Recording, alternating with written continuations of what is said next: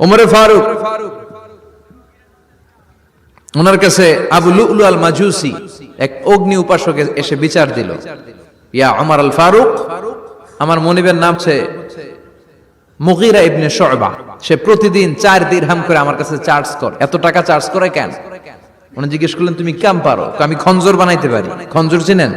ছোট্ট ছুরি আরবরা পকেটে রাখে। ওমানের সুলতান কাবুসের ছবি দেখবেন, এখানে একটা খঞ্জর আছে। খঞ্জর বানাইতে পারি। খঞ্জর বানাতে পারো? মদিনায় তো কেউ বানাতে পারে না, তুমি খঞ্জর বানাইতে পারো? তুমি তো অনেক মানুষ মিয়া, তোমার মনিব তো অল্প টাকায় চার্জ, এটা দিতেই হবে।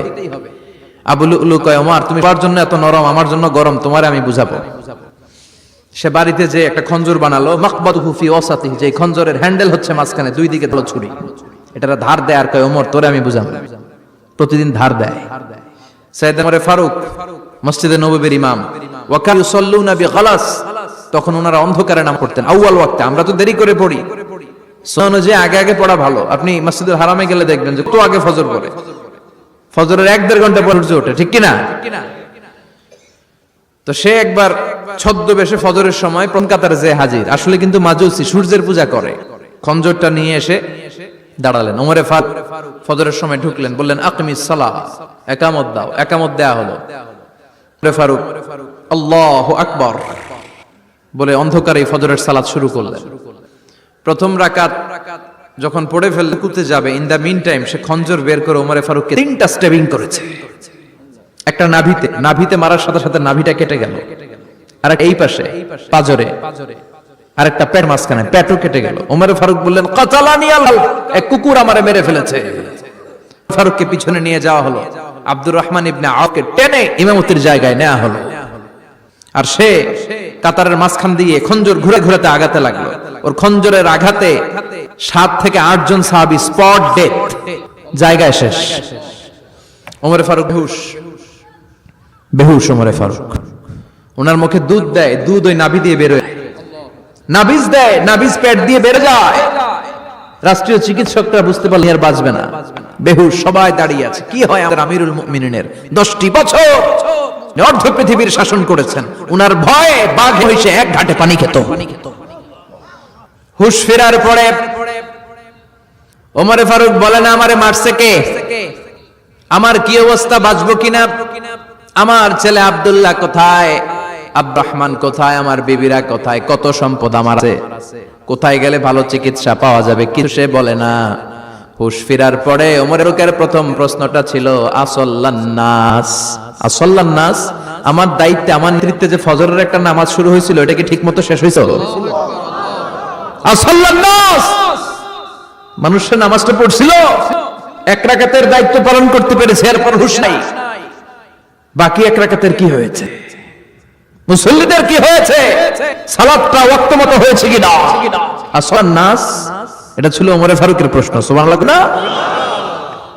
তাহলে সালাতের গুরুত্ব আছে না নাই? সর্বপ্রথম সালাতের ব্যাপারে in the day of judgement আমাদেরকে প্রশ্ন করবে কে? সালাত কায়েম করো, সালাত কায়েম করো, হবে সম্মানী তুমি, হবে জান্নাতি তুমি, হবে সম্মানী তুমি, হবে জান্নাতি তুমি, দিবে কাল হাসরে শীতল ছায়া আরশে আজিম, রাব্বিয়াল আলা, রাব্বিয়াল আযীম, রাব্বিয়াল আলা, রাব্বিয়াল আযীম। সুবহানাল্লাহ পড়েন।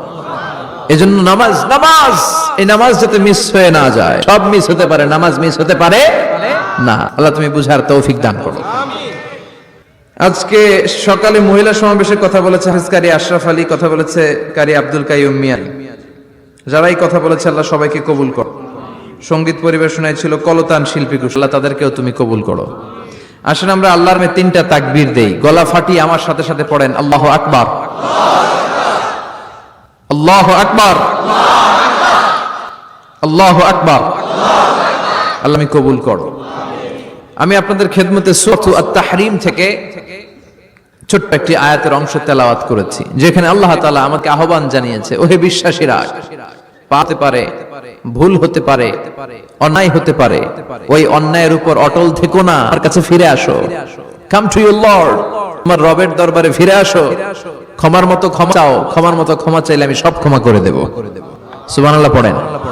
রব্বুল আলামিন বলেন, يا أيها الذين آمنوا توبوا إلى الله توبة نصوحا ও বিশ্বাসীরা, ভুল করেছো, অন্যায় করেছো, পাপ করেছো, জুলুম করেছো, আমার কাছে ফিরে আসো, ক্ষমা চাও। ক্ষমার মতো ক্ষমা চাইলে সব গুনাহ মাফ করে দিতে পারে কে? পাপ নাই, গুনাহ করি নাই, এরকম কেউ আছি? কথা বলেন। কত পাপ করছি, কোনো হিসাব আছে? পৃথিবীর কেউ না জানলেও জানে কে? পৃথিবী না জানুক আমি তো জানি, আমি কি পাপ করেছি হায়, আমার পাপের করলে বিচার, বাঁচার আমার নাই উপায়, দয়াময় প্রভু মাফ করো আমায়, মাফ করো আমায়। পড়েন আমিন। আমাদের পাপগুলো ক্ষমা করে কে? চিল্লায় বলেন কে? আল্লাহ ডেকে বলে, গোলাম আমি হলাম গাফিরুল যামব কাবিলুত তাওব। আমার কাজ হলো ক্ষমা করার, কাজ হলো তওবা কবুল করা। শয়তানের কাজ হলো ওয়াসওয়াসা দেওয়া, আমাদেরকে ভুল পথে নিয়ে যাওয়া, আর আমাদের কাজ হলো ভুল করে ফেলা। আল্লাহর কাজ হলো ভুলগুলো মাফ করে দেয়া। আল্লাহ ডেকে বলে, গোলাম তোরা যদি ভুল না করতি, তোরা যদি পাপ না করতি, তোরা যদি অন্যায় না করতি, তোদেরকে ধ্বংস দিয়ে এমন একটা জাতি আমি এই দুনিয়ার বুকে তৈরি করতাম যারা সকালবেলা ভুল করে দুপুরে মাফ চাইতো, দুপুরে ভুল করে রাত্রে মাফ চাইতো, আজকাল করে আগামীকাল মাফ চাইতো, আর আমি আল্লাহ গুনাহগুলো তাদের ক্ষমা করে দিতাম। ক্ষমা করে আল্লাহর বড্ড ভালো লাগে। আল্লাহর কাছে বারবার চাক, চোখের পানি ছাড়ুক, তা পছন্দ করে। চোখের পানির যে কত পাওয়া আপনি কল্পনাই করতে পারবেন না। অনুচনার চোখের পানি চোখ বেয়ে নাকের ডগা পেয়ে জমিনে পড়ার আগেই আল্লাহ এই বান্দারে মাফ করে দেয়। বিশ্বনবী ডেকে বলে, ও উম্মতেরা শোনো, আল্লাহর কাছে দুনিয়া মানুষদের দুই ফোঁটা পানি সবচেয়ে প্রিয়। এক হলো জিহাদের ময়দানে রক্তের ফোঁটা, দুই হলো অনুতপ্ত বান্দার চোখের পানির ফোঁটা। কত ভুল আপনি করেছেন, কত অন্যায় আপনি করেছেন, কত পাপ আপনার হয়েছে, কত মিথ্যা আপনি বলেন, কয় ওয়াক্ত নামাজ ছেড়েছেন, কয় টাকা ঘুষ খেয়েছেন, কত যৌতুক আপনি পেয়েছেন, কত মিথ্যা আপনি বলেছেন। আপনার পাপ যত বড় হোক, যত বিশাল হোক, যত বেশি হোক, আল্লাহর দয়ার পরিসীমা তার চাইতেও বড়। পাপ, আপনার অন্যায়, আপনার জুলুমগুলো যদি হালের পানির সমান, বিলের পানির সমান, আল্লাহ সাগরের পানির সমান। আপনার যদি হয় সাগরের পানির সমান, আল্লাহর দয়া মহাসাগরের পানির সমান। আপনার পাপ অন্যায় যদি হয় পাহাড়ের সমান, আল্লাহর দয়া আকাশের সমান। আপনার পাপ যদি হয় আকাশের সমান, আল্লাহর দয়া আরশের সমান। এজন্য আল্লাহ বললেন, ইয়া আইয়ুহাল্লাযীনা আমানু তুবু ইলাল্লাহি তাওবাতান নাসুহা। ও আমার গোলাম, তুই তোর নিজে যত বেশি ভালোবাসিস, তার চেয়েও আমি তোরে বেশি ভালোবাসি। তোর বাবা মা তোরে যত বেশি ভালোবাসে, তার চেয়েও আমাদেরকে বেশি ভালোবাসে কে? আল্লাহ বললেন, ভালোবাসারে তৈরি করার পরে আমি 100 টুকরা করলাম। চিল্লায় বলেন, কয় টুকরা? 99 টুকরা ভালোবাসা আল্লাহ নিজের মধ্যে রেখে দিলাম। এক টুকরা ভালোবাসা গোটা বিশ্বের সবার মধ্যে আমি ভাগ করে দিলাম। এক টুকরা ভালোবাসা পেয়ে আমাদের অবস্থা, আল্লাহ যদি এক টুকরা না দিয়ে আমি 30 টুকরা দিত, কথা কন, একটা দিয়ে 80 টুকরা দিলে কি হইতো? কথা কয় না। 14 ফেব্রুয়ারি কবে? আজকে কত ফেব্রুয়ারি? আর কয়? কথা কন। বিশ্ব ভালোবাসা, বিশ্ব। এজন্য আল্লাহ ডেকে বললেন, গোলাম আমি তোদের কত ভালোবাসি তোর ধারণা নাই।